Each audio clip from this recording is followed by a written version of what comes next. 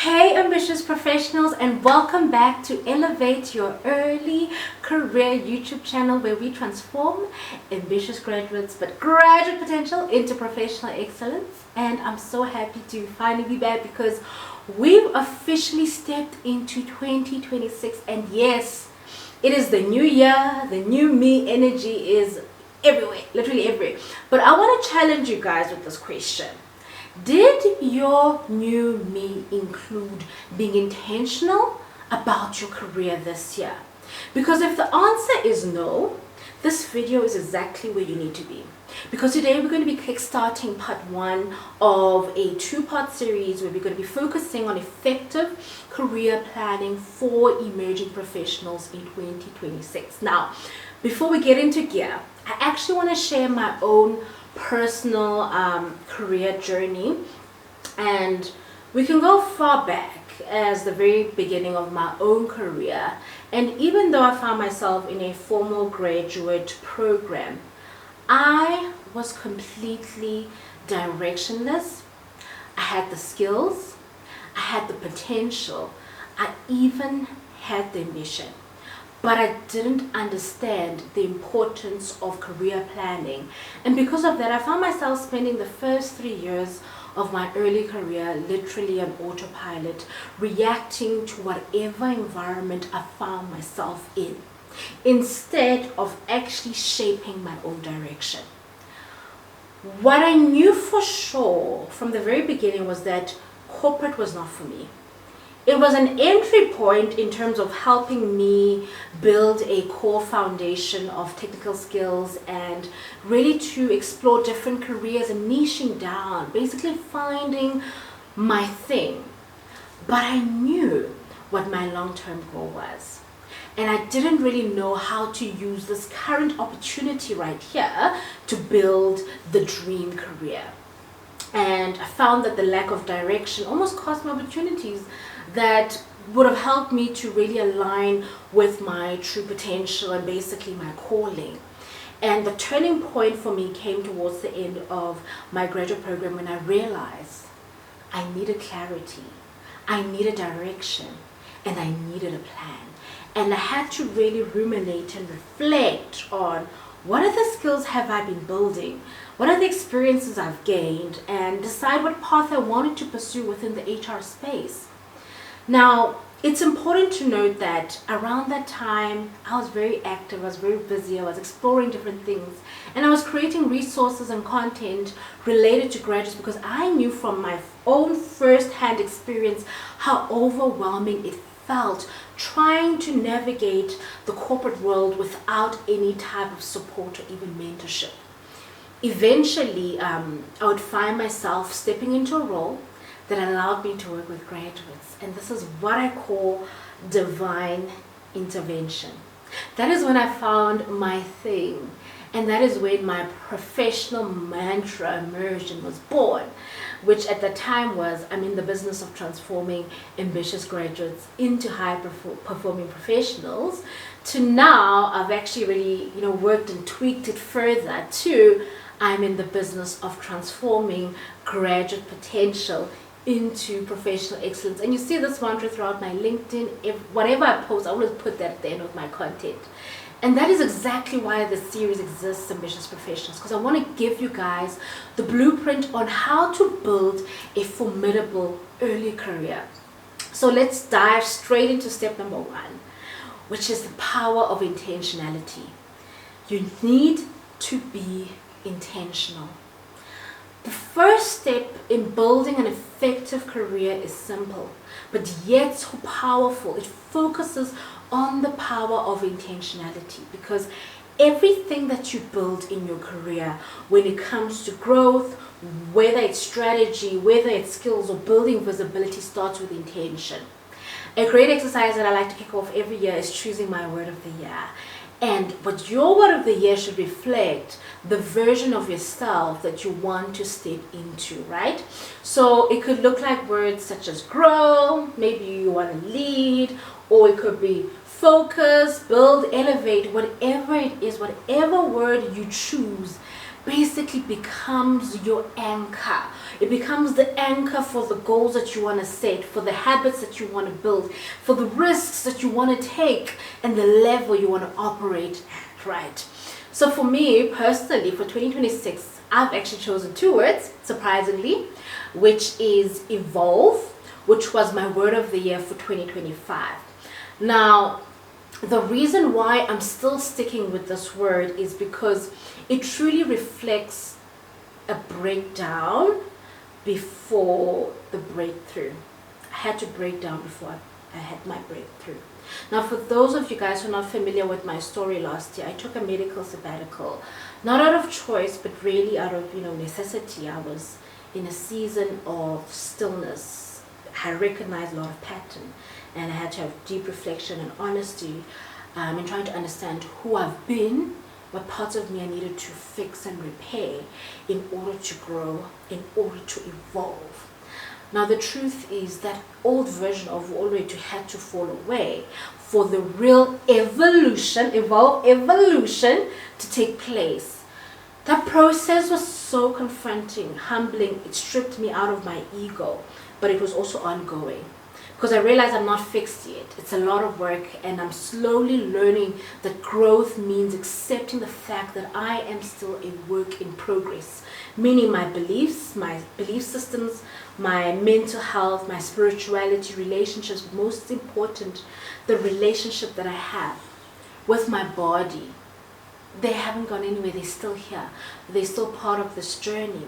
So as I move into 2026, I'm still choosing to keep evolving because the work isn't done yet. We are literally at the starting line, literally. But what I've also found is that I'm finally emerging out of that cocoon, right? That lupus naturally creates. And I'm choosing a second word as I emerge out of that, which is audacity. Which means audacity is then going to be the version of me that's going to emerge after the season. Audacity is choosing to be visible again. It is choosing to take space with intention. Both evolve, both audacity can work together. They work in tandem. Evolve is the reparation, it is the restoration. Audacity is my re-entry.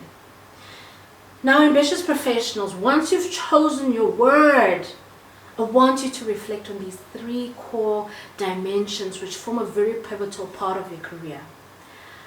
With the word, how do you become audacious? That's what it reflects for me.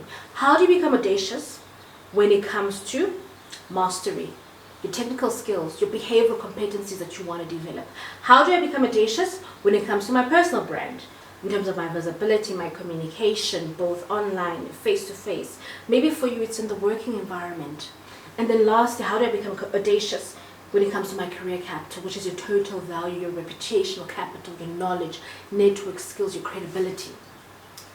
Your career capital is your superpower. The more you build onto it, the stronger your career foundation becomes. Now, after you've set that intention, you've really started ruminating about your goals, I want you to really start exploring and really thinking and reflecting. Who am I? What do I want? So that you are able to build the future you. You need to have a very clear picture of who you are, who the current you is before you step into your future self. Step number 2 is then you need to do a career self-exploration and assessment. Your career planning begins with you. Your career plan needs to reflect the lifestyle you want to lead, right? What is the lifestyle? What are the values, and does it align with those values? What are your strengths? Does it align with your strengths, the things that you're good at? Your future aspirations, it needs to align with all of those things. Those are the key areas that you can also start exploring as well. Is think about your salary expectation. Does this chosen career path support your lifestyle now and also into the future? Think about your work environment preferences. Are you built for that traditional corporate structure, or do you find yourself you want a more fast-paced, agile, startup kind of working environment? Or actually now, after COVID, I do not see myself working 100% on site. I want to do hybrid, or I'm comfortable with being in office. Because remember, your environment affects your performance, it also affects your growth, right? So those are the things that you need to reflect on who you are. So one thing was very clear for me is right now, and this new already is that I prefer working remotely. I cannot and I will not ever do a full-time 9 to 5 on-site 100% corporate role. My body, my lifestyle, my happiness comes first. My sustainability comes first. And it doesn't align with this type of role or working environment. So you need to know yourself, know who you are, right? The third one is look at societal contribution. Does the work that you do matter to you currently? Does it align with the impact that you want to create? If you don't know what the impact, start thinking about that. Now, when I'm speaking about myself or for myself, once I found my thing, I literally ran towards my purpose, because my life's work lies within the early talent space. So I'm very intentional and specific on the type of impact that I want to bring within my space. And then the last part, what are your developmental areas? Because these are the skills that you now need to deepen, to master in 2026. But here's the thing, this is where things get a bit complicated. You need to take a practical approach, right? So I like to use what we call the 3-step skills gap analysis exercise with my clients. So now one of my favorite career tools, it's very simple but it's powerful. Step number 1 is I ask them to print out 3 job descriptions of their desired next role or your next career move. So for me, example, I might now want to go like, actually, I want to go into private practice, right? So I need to know what does that require of me. Then I want you to do step number 2, where you create 3 columns, right? Column 1, your knowledge, which consists of your tools. Maybe I want to be competent in psychometric tools that focuses on burnout and in employee engagement, for example. You look at your systems. I want to be competent in research tools and processes, IOP models that I want to incorporate in my work. The second column looks at skills, technical and behavioral skill sets. This could look like research management for me, improving my facilitation, speaking, moderating skills, as well as coaching. And then the third column focuses on qualifications. So now I need to do my master's, right, in IOP. 1-year internship, then write my board exam before I become qualified. Then you need to color code honestly. So you need to color code those columns. Go like green means I'm competent here, yellow means I'm semi-competent, red means I'm not competent.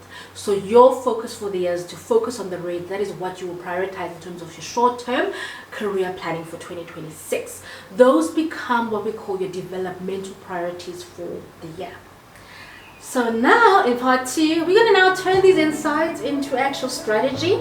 And yeah, wraps up part 1 of our career planning for 2026 series. In the next video again, we're going to do a deep dive into the topic of decision making, how to build an effective action plan, how to set your milestones, and lastly, how to measure your progress. Okay, and that is it for today's video, Ambitious Professionals. So please make sure to like, share, comment, and subscribe. Don't forget to click the bell notification so that you can be notified whenever I post new content, but especially when I post part 2, because you do not want to miss this. And of course, I am Oluwatu M, and I'm in the business of transforming graduate potential into professional excellence. See you guys in our next video.